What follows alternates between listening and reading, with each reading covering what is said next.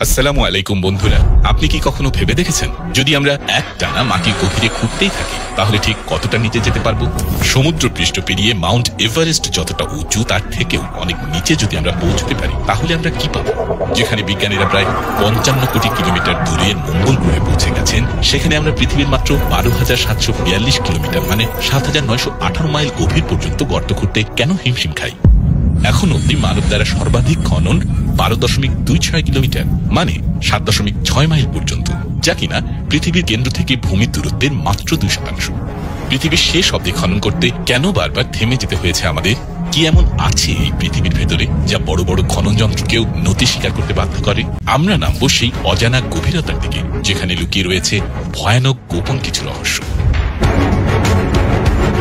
বন্ধুরা, চলুন এবার পৃথিবীর পৃষ্ঠ থেকে ধাপে ধাপে নিচে নামা শুরু করি। পৃথিবীর যে স্তরে আমরা বসবাস করি সেটি পৃথিবীর সবচেয়ে উপরের স্তর, যেখানে প্রায় 80% প্রাণীর বসবাস। মাত্র 1 থেকে 2 ফুট নিচে গেলেই আপনি দেখতে পাবেন ইঁদুর এবং পোকামাকড়ের গর্ত। আর যদি 6 ফুট নিচে নামেন তাহলে সেটি সেই গভীরতা যেখানে সাধারণ মানুষকে কবর দেওয়া হয়। এর থেকে একটু গভীরে মানে 13 ফুট নিচে পৌঁছলে আপনি চলে যাবেন প্রাচীন ইতিহাসে, কারণ এখানেই আবিষ্কৃত হয়েছিল মিশরের প্রায় 3000 বছরের পুরনো রাজা তুতেনখামেনের সমাধি ও অমূল্য ধন সম্পদ। সাধারণত প্রাচীন মিশরীয়রা রাজাদের 10 ফুট নিচেই কবর দিতেন। 20 ফুট নিচ পর্যন্ত মেটাল ডিটেক্টর দ্বারা মাটির নিচে লুকিয়ে থাকা ধাতব জিনিস খুঁজে পাওয়া যেতে পারে। আর 23 ফুট গভীরে আপনি দেখতে পাবেন ভিয়েতনাম যুদ্ধের বিখ্যাত গোপন টানেলগুলোকে, যা ভিয়েতনামী সৈনিকেরা তৈরি করেছিল আমেরিকান সৈনিকদের এড়িয়ে যোগাযোগ ও আক্রমণের জন্য। এটি এক অসাধারণ কৌশল ছিল যুদ্ধকালীন সময়ে। নিচে নামতে নামতে আমরা পৌঁছাই 65 ফুট গভীরে, যেখানে রয়েছে প্যারিসের বিখ্যাত কাটাকম্ব কবরস্থান, যাকে ম্যাস গ্রেভস ইন প্যারিস সিমেট্রিজ বলা হয়ে থাকে। এর প্রতিটি কক্ষে 1500টি পর্যন্ত মৃতদেহ রাখার ব্যবস্থা রয়েছে, যেখানে আজ অবধি প্রায় 60 লক্ষ মানুষের কঙ্কাল বিশ্রাম নিচ্ছে। 1700 এবং 1800 শতকে এক ভয়ঙ্কর মহামারীর সময় প্যারিস শহরে কবরস্থানগুলি পূর্ণ হয়ে গেলে ফরাসি সরকার এই গোপন ভাণ্ডারে মৃতদেহগুলোকে দাফনের সিদ্ধান্ত নেয়। তারপর থেকে আজ অবধি আনুমানিক এখানে 60 লক্ষ মানুষ কবর দেওয়া হয়েছে। এরপর 180 ফুট নিচে গেলে আপনি দেখতে পাবেন এক অভিনব উদ্যোগ, চীনের আন্ডারগ্রাউন্ড আরবান ফার্ম, যেখানে কৃত্রিম আলো ব্যবহার করে মাটির নিচে চাষাবাদ করা হয়। আরো গভীরে প্রায় 328 ফুট নিচে রাখা হয়েছে নিউক্লিয়ার ওয়েস্ট, যাতে এই নিউক্লিয়ার ওয়েস্টগুলো মানবজাতি ও প্রকৃতির ক্ষতি না করতে পারে। তার ঠিক নিচেই 346 ফুট গভীরে অবস্থিত পৃথিবীর সবচেয়ে গভীর মেট্রো স্টেশন, যা রয়েছে ইউক্রেনের কিভ শহরে। এরও গভীরে প্রত্যেকটি স্তরে যেন লুকিয়ে আছে ইতিহাস, রহস্য এবং মানুষের বুদ্ধিমত্তার অসাধারণ ছাপ। এবার আমরা নামবো আরো গভীরে, যেখানে মানুষের পা খুব কমই পৌঁছেছে।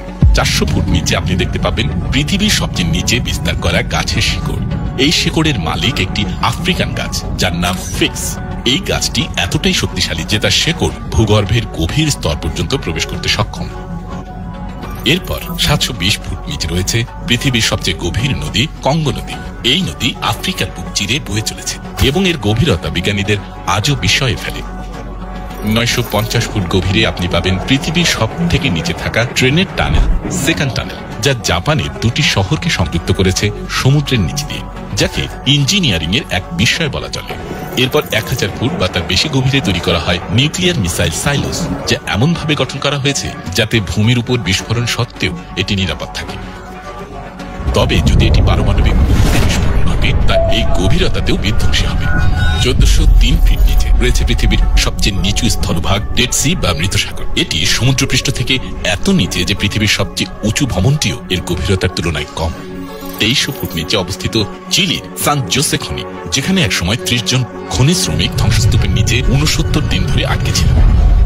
এই খনির মূল কেন্দ্র ছিল প্রায় 3180 ফুট গভীরে। এখানকার খনিকে বলা হয় 20 গ্রাম কপার মাইন। এর চেয়েও নিচে প্রায় 7225 ফুট গভীরে আছে কুরবেরা গুহা, ভোর্নিয়া গুহা নামেও পরিচিত। এটি জর্জিয়া দেশের আবকাজিয়াতে অবস্থিত এবং পৃথিবীর সবচেয়ে গভীর প্রাকৃতিক গুহা। এরপর আমরা পৌঁছাই কোলার গোল্ড মাইনে, যা ভারতের কর্ণাটক রাজ্যে অবস্থিত এবং প্রায় 10,500 ফুট পর্যন্ত বিস্তৃত। এখানে সোনা উত্তোলনের কাজ অত্যন্ত সময় সাপেক্ষ এবং কঠিন। 12,000 ফুট নিচে পাওয়া গেছে এক অদ্ভুত প্রাণী, এক ধরনের পোকা, যাকে বলা হয় দেবী পোকা। এটি এক বিরল জীব যা পৃথিবীর এত গভীরেও টিকে থাকতে পারে।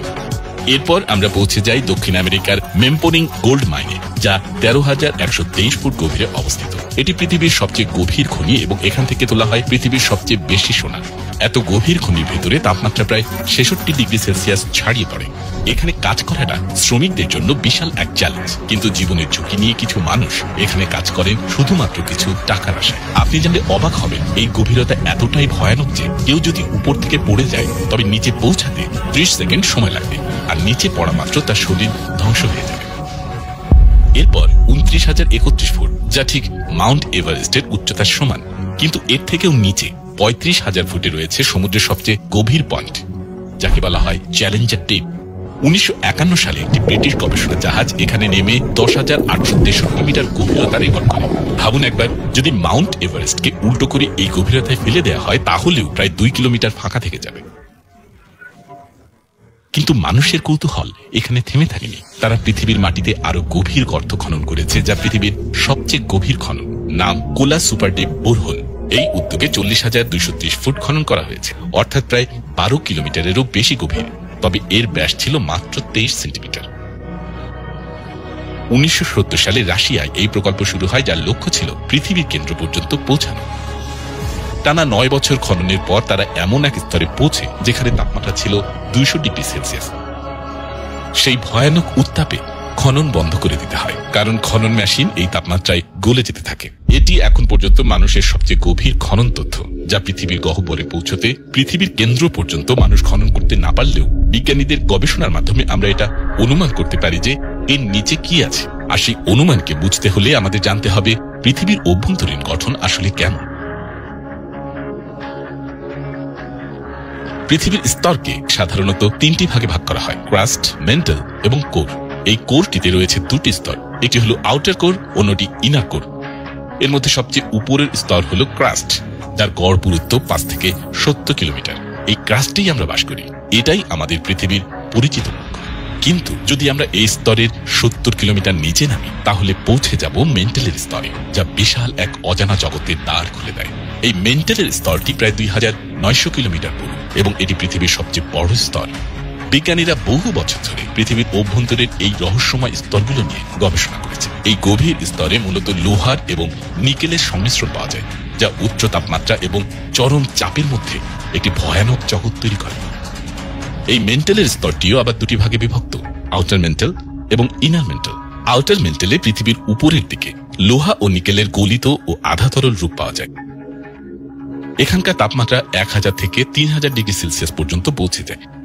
আর এর নিচে রয়েছে ইনার মেন্টেল, যেখানে তাপমাত্রা গিয়ে দাঁড়ায় 5000 থেকে 6000 ডিগ্রি সেলসিয়াস, ঠিক সূর্যের কেন্দ্রের মতো ভয়ানক উত্তপ্ত। এই উচ্চ তাপমাত্রা সত্ত্বেও এই অংশটি কঠিন অবস্থায় থাকে, কারণ পৃথিবীর উপরিভাগ থেকে আসা চাপ এখানে এতটা বেশি যে পদার্থ গলতেও পারে না। এই গভীরতম স্তরের একটি গুরুত্বপূর্ণ কাজ হল পৃথিবীর চৌম্বকীয় ক্ষেত্র তৈরি করা, যা আমাদের রক্ষা করে সূর্যের ভয়ঙ্কর ক্ষতিকারক রশ্মি ও সৌরঝড় থেকে। অর্থাৎ পৃথিবীর অদৃশ্য এই স্তরগুলি আমাদের বেঁচে থাকার একটি নিরাপদ ঢাল।